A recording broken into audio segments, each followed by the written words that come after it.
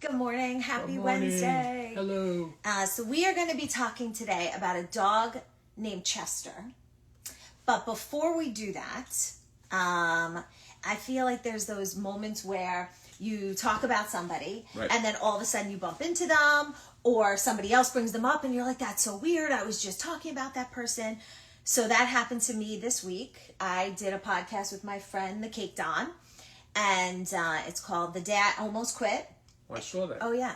And we talked about a whole bunch of stuff, and it was really cool. It was like two friends walk into a podcast studio, unscripted, just having a conversation, and we covered a lot of different things that I hadn't really talked about publicly, so that was interesting and cool, so shout out to Don. But as part of that, I was talking about your good friend, Eddie Garrity, and I was talking about his wife, Mary, because I worked with Mary and babysat their kids and had a beautiful relationship with them. And yesterday, Mary Garrity texted me. And I was like, oh my gosh, that's so crazy. I was just talking about you.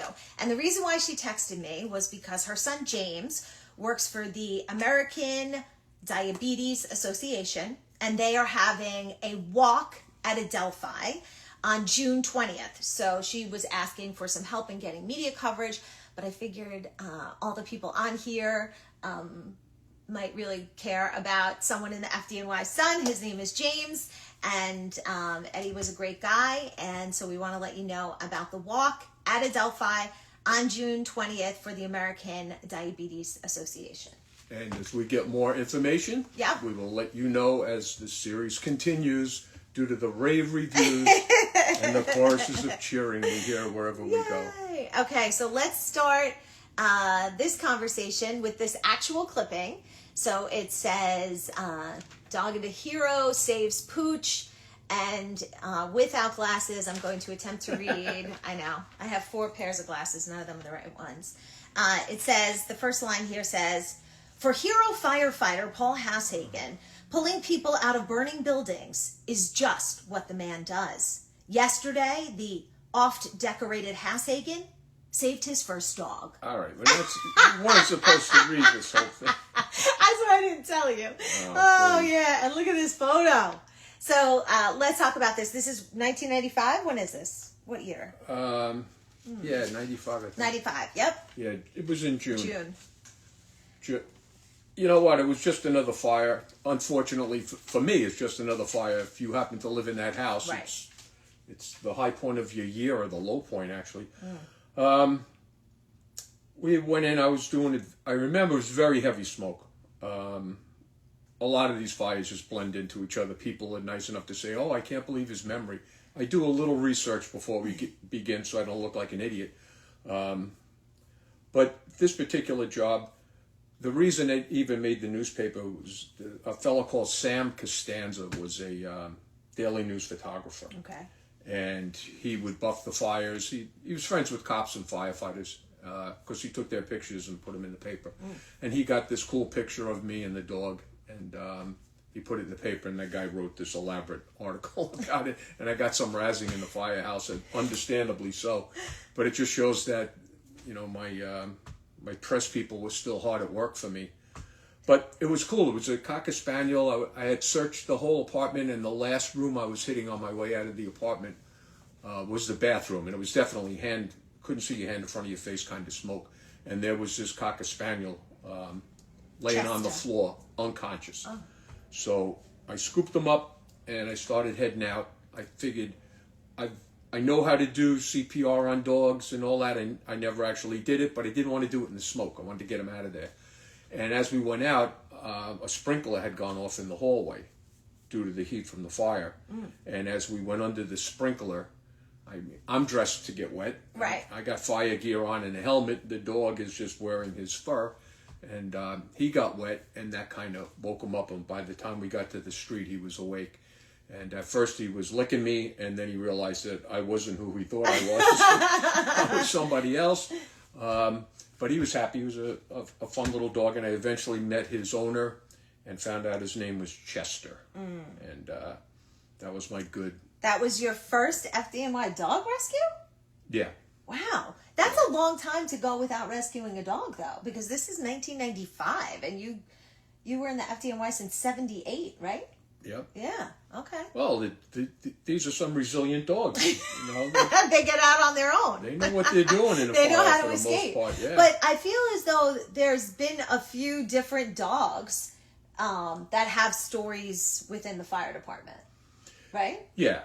Well, 74 engine, where I started, after I left, they got a Dalmatian. And it was a nice dog. I met it a couple of times. So it's not like living with a dog. If you go up to a fire truck and there's a dog on the fire truck and you're not in that company, that dog doesn't really know you. So it's like going to somebody else's house and all that kind of stuff. But that was a nice dog. We had a Dalmatian. Yeah. Domino. He was a typical Dalmatian. He was crazy. Yeah. But sweet. And you brought that home, right? From the city. Yeah. They unfortunately they suckered us. I mean, you could see it coming. They walked into Rescue 1 with a box of Dalmatian puppies and put them on the front of the truck. And immediately our deepest roots to the fire service took over. And regardless of what our wives and children were saying on the phone when we called up, we brought dogs home like idiots. But anyway, there you have it.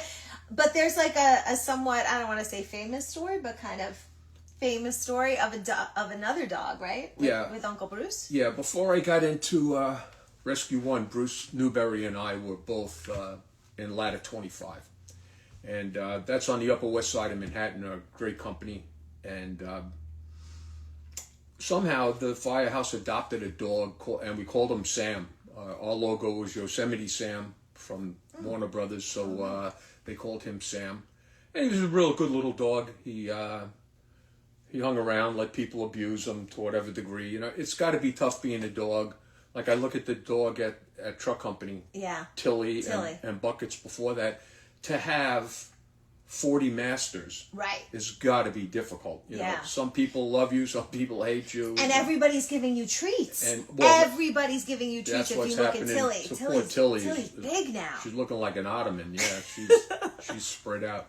But little Sam was good because he was only seeing 5 or 6 people at a time. Okay. And he did well. But one of the funny things about Sam is I didn't pay much attention to it. Behind the apparatus was a big open floor area, and they had put a basketball net up for a little exercise, and we would occasionally play basketball. We didn't do a lot of it, but we did a little bit of it. And right in the middle of the floor there was a drain, and everything was pitched. When they designed the building, there was still horses, so you could wash everything down the drain. There was a little angle there. And being in the firehouse, you really didn't have a chance to walk the dog, so conveniently little Sam started going to the bathroom right by the drain, and there would be these little yellow puddles. And then you come with a garden hose and wash it down. How convenient, though. It was really good. Worked out good for everybody. And then we get a young guy comes to the company, and he was one of those fellas, and those in the fire service, or those just in your own family, the person that thinks they know everything, but they really don't know a thing. Right. We got him, yeah. And he was a young guy that obviously either wasn't listening or didn't pay attention when they told him to keep your mouth shut when you get to the firehouse. So he was blabbing all the time about how smart he was and all these other things. I paid him little interest. I would train him as much as I would train anybody else, but I wasn't a fan. But he was harmless enough. Anyway, it was my turn to cook lunch. So we were making, can't believe I remember this, bacon, lettuce, and tomato sandwiches. Oh. And I'm working on the bacon, and we had nicknamed this kid, Bruce and I, Sweet Pea. That's what we referred to him, because it reminded me of Sweet Pea from Popeye, where the baby would crawl into the machine works, and Popeye would run after him, and nothing would happen to the baby, and Popeye would get the crap beat out of him. And that's how we felt that's going to happen to us with this kid. That he's going to be impervious to everything, and we're going to get hurt trying to keep him alive. Anyway, Sweet Pea's helping me cook. And all of a sudden, Bruce shows up at the kitchen door and just sticks his head around the door and he goes, "Did you know that dog piss is flammable?" And I just looked at him, and just like in a Hollywood movie, there was a twinkle in his eye. Plus, Bruce and I have been together over many places, yes. many hours, and I kind of knew what he was up to. So I just looked at him and said, no, I hadn't heard that, really. And he goes, oh, yeah. So Sweet Pea's looking, oh, yeah, I heard that, yeah. And Bruce is saying, well, when you open up a fire hydrant, they always let it run. Now, of course, when we open a fire hydrant up, it's to make sure there's nothing in the barrel of the hydrant that could get stuck in a hose. That's why they always turn it on, let the water run, and then they shut it back off, hook it up, and turn it back on. But Bruce is claiming that the reason that we turn the hydrant on is to clean the dog pee away because it's flammable. And Sweet Pea is buying it. Oh, yeah. And Bruce goes, as a matter of fact, he goes, especially when it's fresh and the dog just went. So I'm sticking my head back because I'm right next to the door to the kitchen, and there's the puddle 10 feet away from me. And Bruce has got Sweet Pea in tow, and he comes over and he has a pack of matches, and he drops the match in, and there's flames arcing off the floor, a little black cloud of smoke. And I'm looking at, what? That's amazing. And then the fire burns itself out, and Sweet Pea's in 100%. Yeah, we're going to check those hydrants. We're going to do everything. So I'm just shaking my head how gullible this kid is. Right. So we go and we finish lunch and everything, and we go on a run. We come back, and I said to Bruce, gasoline in the dog pee? He goes, yeah. So I don't think anything of it. The day goes on, and now it's turning into the late afternoon and the night crew's coming in.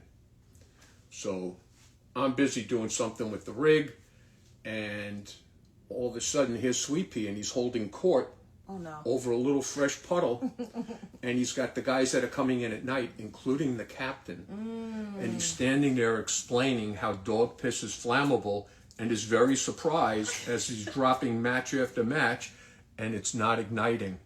And the captain just standing there watching this whole thing, and then he goes, Newberry! He knew it was Bruce. Of course. So, yeah. That's so. By the way, ladies and gentlemen, that is not why they open up fire hydrants, and also it is not flammable. Thank you very much. It's not. I did see some TikTok questions coming in, so I'm going to go to TikTok first.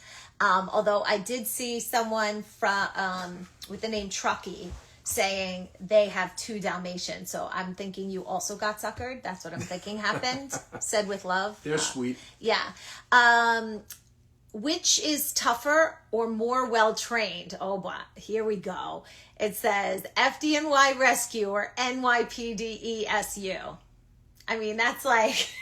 Well, it's apples and oranges. Thank you. But yeah, let's the keep police. The police do fine. They're very highly trained and everything. We just have them.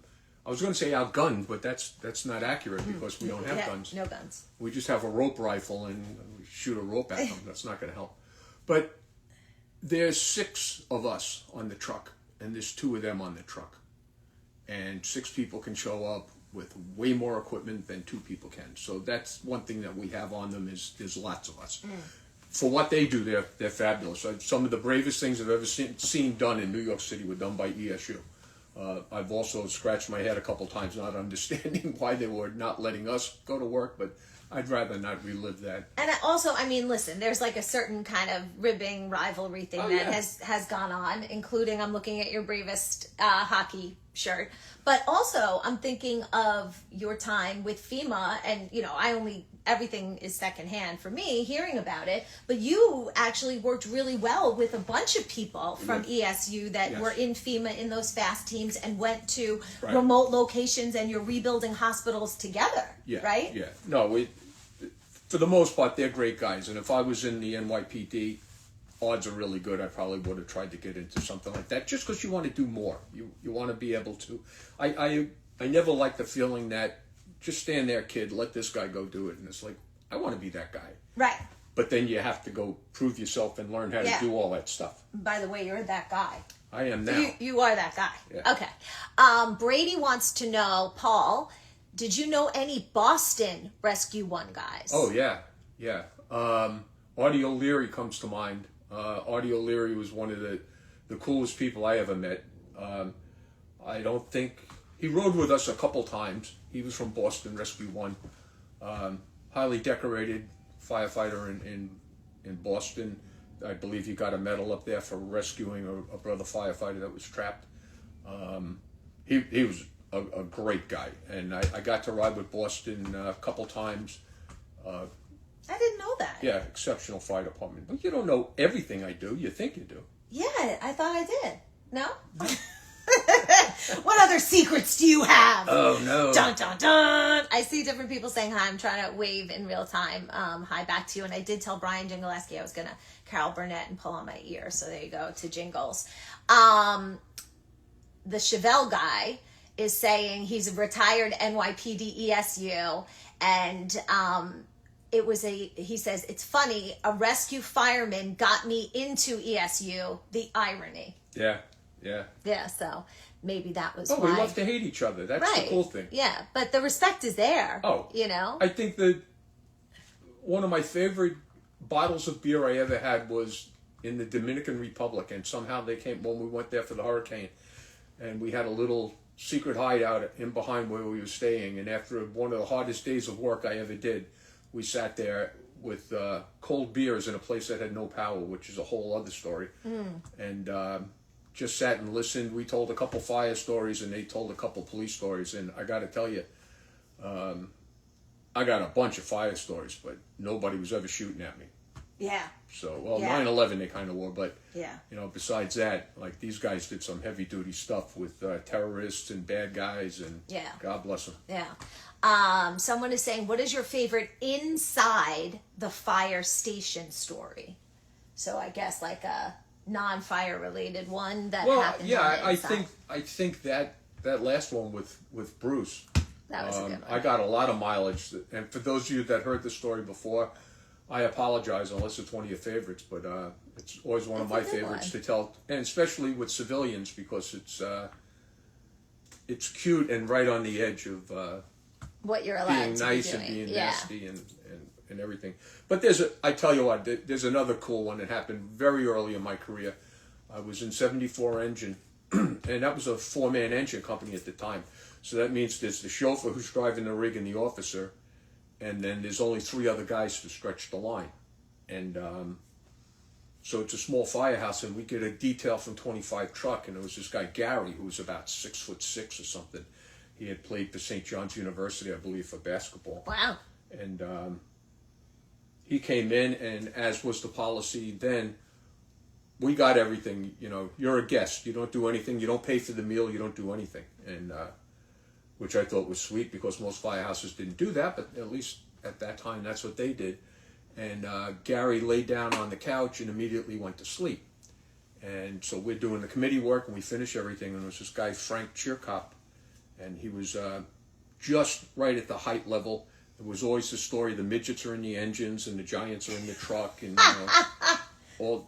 there's a million different truck engine stories back and forth, usually having to do with height.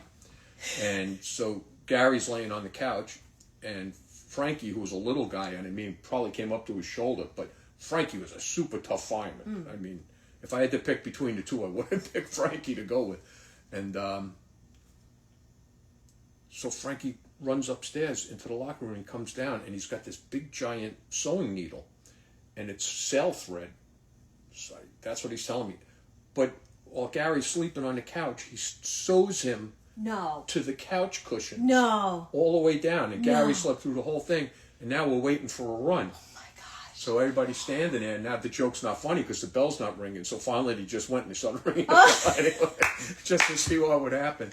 And did he rip the couch cushion? Gary stood up, and the couch was attached to him, and he laughed, and he found out there was no run. And he laid right back down and went back to sleep. That's like putting somebody's hand in warm water at a sleepover party. It just showed me the lengths that somebody would go to for a good joke, because it was a solid 20 minutes of him sewing them. You know, it was stitch after stitch. Right, and he could wake up at any time. Yeah. So there had to be that, like, I'm going to kill you feeling. It was just another one of those things that told me I was right where I was supposed to be. Right. This is the sweet spot right here. This is it. With these lunatics. Yeah. Yeah.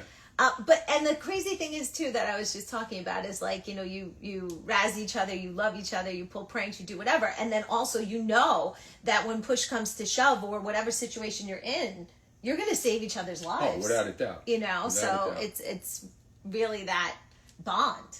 I went to a job, and I mentioned 35 truck a number of times because we were in the same battalion and we used to get detailed there.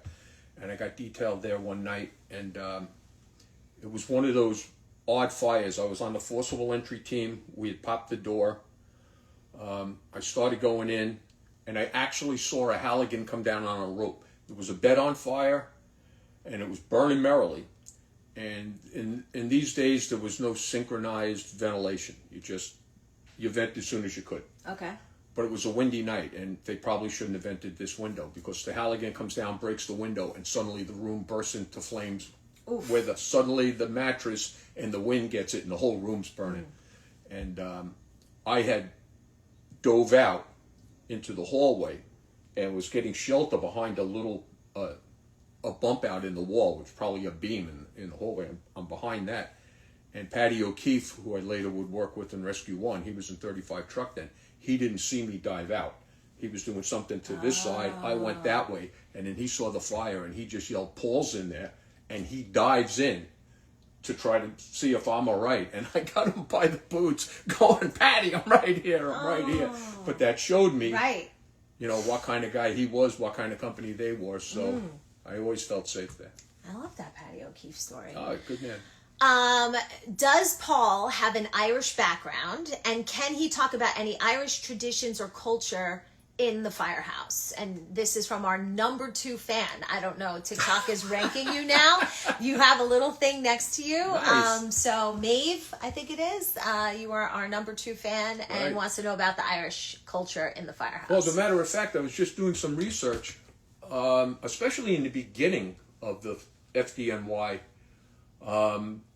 I guess it was right at the height of the Irish immigration. Yes, both my parents, my father was half German, half Irish, and my mother was 100% Irish. So I guess I'm 3/4 or whatever. Got a German surname, but